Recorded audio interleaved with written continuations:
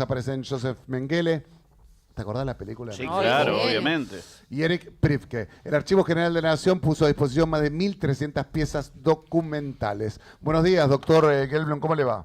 ¿Qué tal? Buenos días, ¿cómo están ustedes? ¿Cómo está? ¿Bien? Bien, bien. Bueno, ¿nos puede contar un poquito entonces cómo es esto, esta desclasificación de estos archivos? A ver, vamos por etapas. Estos archivos ya habían sido desclasificados Ajá. en el año 92. Ajá. La novedad es que luego de haber sido digitalizados, hoy están en la web a disposición de cualquiera. Es decir, no hay que ir físicamente hasta el Archivo General de la Nación para poder revisar esto, sino que cualquier persona entra en la web y puede revisarlos. Sí. Ahí está, ahí los estamos viendo, cualquiera se puede meter ahora en la web y los puede revisar. Así es. Sí, ¿y qué vamos a encontrar ahí? Bueno, ahí queda bastante claro muchísimas de las cosas que durante mucho tiempo habían sido discutidas o negadas, que tiene que ver con la llegada y permanencia en la Argentina de criminales de guerra nazis. Ajá. Y personas que han cometido delitos de lesa humanidad. Y cómo estuvieron, y cómo llegaron, y cómo entraron, y cómo vivieron. Sí. Todo esto surge, digamos, esta nueva cuestión, a partir de un pedido que nuestra institución le hizo al presidente de algunos documentos que todavía no estaban dentro de esos archivos, pero no porque nos los hubiesen negado, sino porque nadie suponía que tenían que ver con la historia de los nazis en la Argentina, porque estamos investigando aún cómo se financió esa llegada y quiénes tuvieron que ver con el dinero necesario para que pudiesen llegar a la Argentina o a otros lugares del mundo. Sí, le hago una pregunta, porque justo el otro día, yo no sé, de casualidad, o en Instagram, no sé dónde me salió, yo no sé si era verdad o no, pero como un póster de Alemania, la Alemania nazi, saludando a Argentina en esa época por el Día del Trabajador y todo. ¿Cuál es esta conexión entre Argentina y Alemania, o esta fascinación o algo así entre los nazis y Argentina de esa época? Primero porque había una enorme colectividad alemana aquí que en su gran mayoría el establishment de esa comunidad apoyaba a los nazis. Y durante la preguerra hubo grandes campañas de recolección de dinero para poder acompañar y ayudar al régimen nazi. Lo que sí había, más que, digamos, fuera de las comunidades alemanas, había una fascinación por el ejército alemán, más que el gobierno nazi. Y no nos olvidemos que estuvimos en una época en la cual, en el año 43, un grupo de oficiales del ejército que tenían ese tipo de fascinación es el que llega al poder. Entonces se juntan varias situaciones. Muchos de ellos, por ejemplo, habían tenido la oportunidad de no solo de conocer la forma del ejército nazi, sino que la cercanía era más hacia el fascismo de Mussolini que hacia los nazis. Pero el tema de Alemania sí tenían en claro hacia el final de la guerra que un eventual lugar donde podían llegar a refugiarse si las cosas no sucedían como ellos esperaban podía ser la Argentina. Bueno, un poco por lo alejado, y otra cuestión por la idea de tener una comunidad que los iba a ayudar y a recibir, y bueno, y los paisajes del sur tan imaginados como si estuviesen en casa.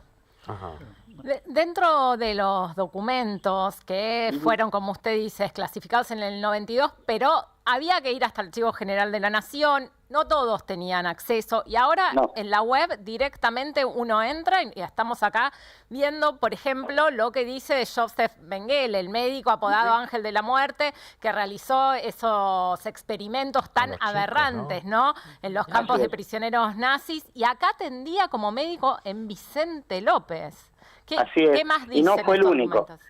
Bueno, a ver, los documentos pueden decir muchísimas cosas, inclusive el documento con el cual entró a la Argentina con otro nombre llamado Helmut Gregor, cómo después él se presenta ante la Policía Federal para pedir su propio documento con su nombre real y discute porque se lo escribieron mal. ¿Se sentía seguro? Como sí, claro que se sentía seguro.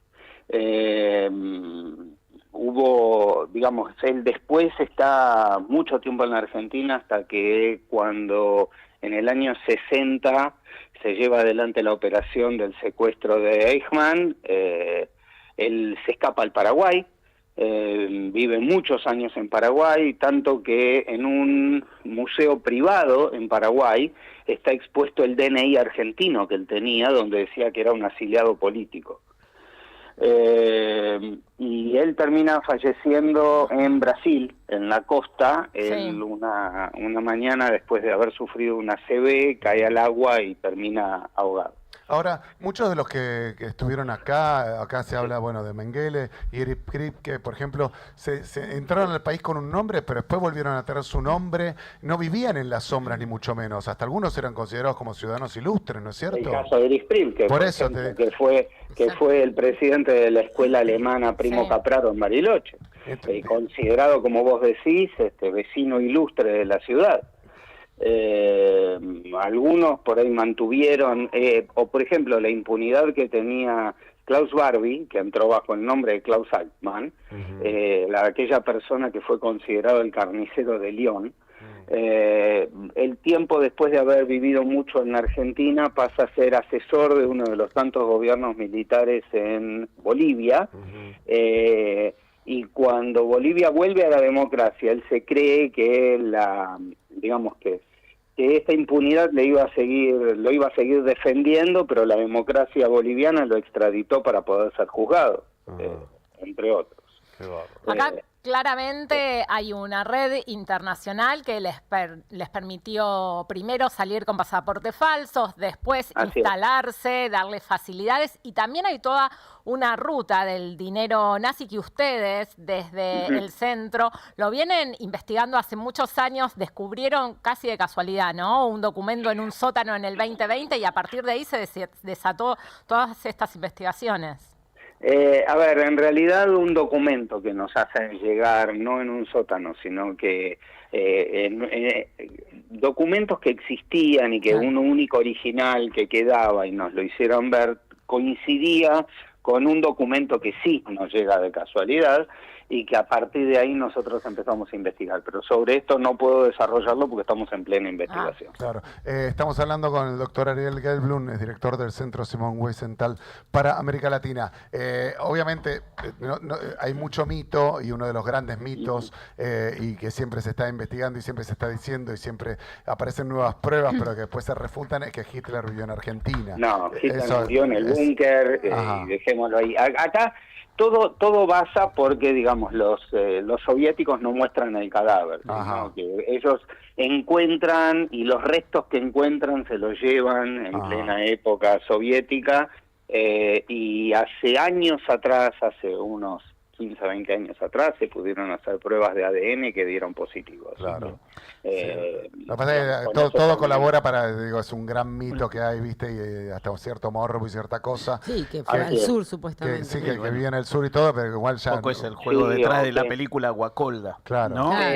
¿No? Bueno, pero Guacolda no se refiere a Hitler, sino que se está refiriendo a Mengele. Exactamente. Doctor, Horacio Marmurek lo saluda. Ahí aparece de vuelta la utilidad de este acceso a los archivos, ¿no? Separar la ficción y el mito de la realidad, entendiendo esta, se le llamó pequeña Odessa que se armó en la Argentina y que empieza en Argentina, pero también tiene lugar, como decía usted, Bolivia, Chile, Paraguay, toda Latinoamérica está con algunos lazos establecidos desde ahí, ¿no?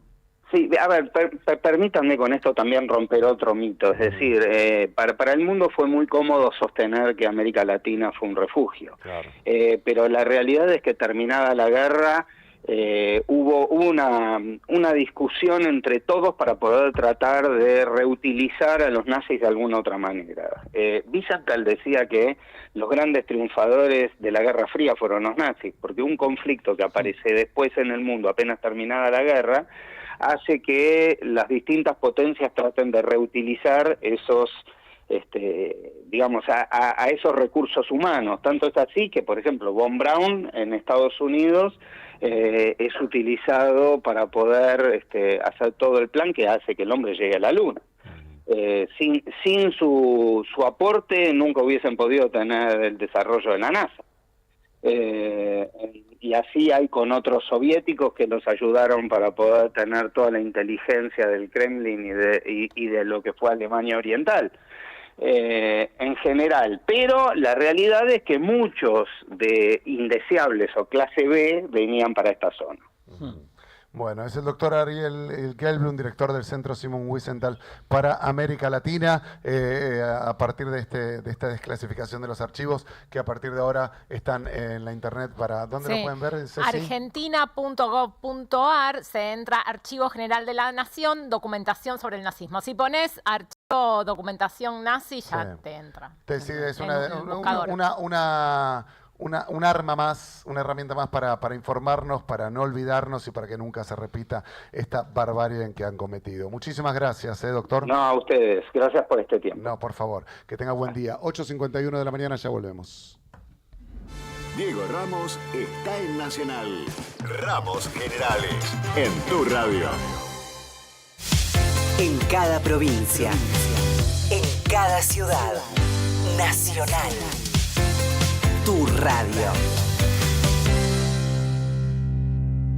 ¿Buscas un lugar donde estacionar en el microcentro? Déjanos tu auto. Estacioná en el garage más seguro del microcentro. Avenida Corrientes 677, a metros de la calle Florida, sobre el lado izquierdo de la avenida. 144, la línea gratuita de contención, información y asesoramiento para mujeres en situación de violencia en sus diferentes formas. 144, en todo el país, los 365 días del año. Temporada otoño.